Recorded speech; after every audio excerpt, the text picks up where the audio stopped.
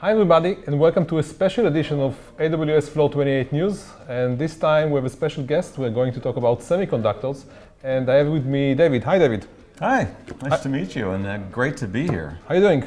Doing well. Welcome to AWS Floor28 News. This is something we usually do locally, but this time, because you're in Israel, we wanted to do something special about your area of expertise. Thank you. Tell us a bit about yourself.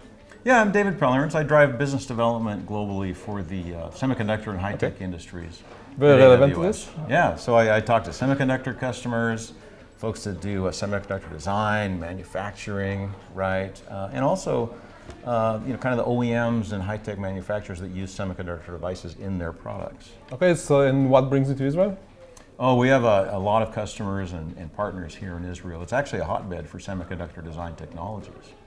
Yeah, that's interesting because semiconductors is not the usual customer of AWS. Like it's a very heavy industry with a lot of on-premises work. So how does it work with cloud services? Yeah, it's very true. I mean, this industry has been around now probably 50 years if you go back to its roots, but really nothing that we think about in technology would be possible today without semiconductor technologies. Yeah, that's true.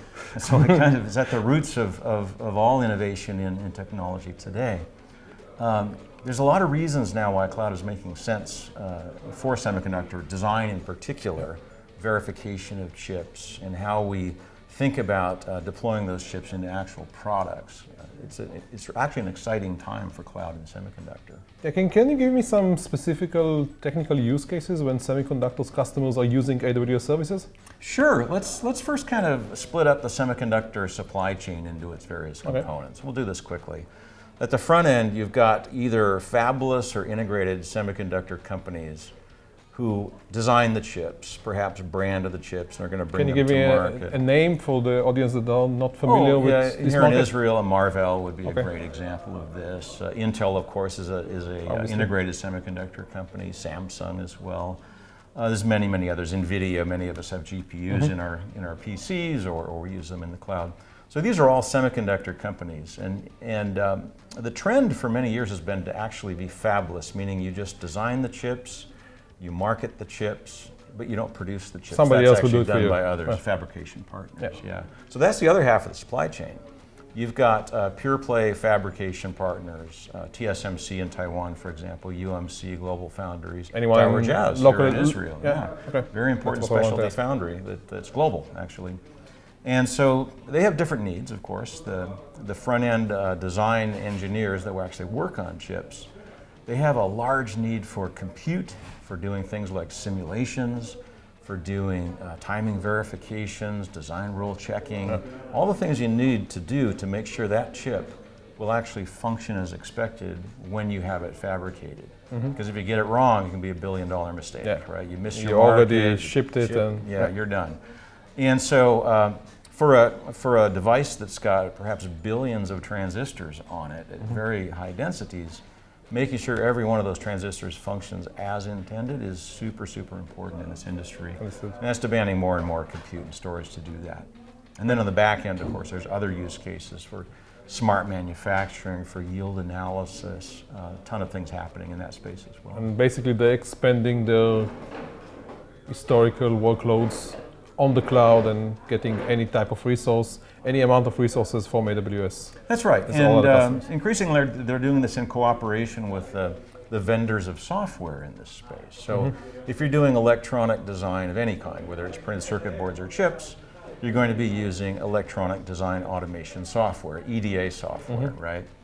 And that software requires a tremendous amount of compute resources. Now the EDA vendors that supply that software increasingly embrace cloud, either through managed services on cloud or by enabling their customers to run EDA software on cloud. So that's a very important trend right now as well. Makes a lot of sense. So what would be your recommendation for a semiconductor company that's looking for the next 5 years of their development? What they should look at?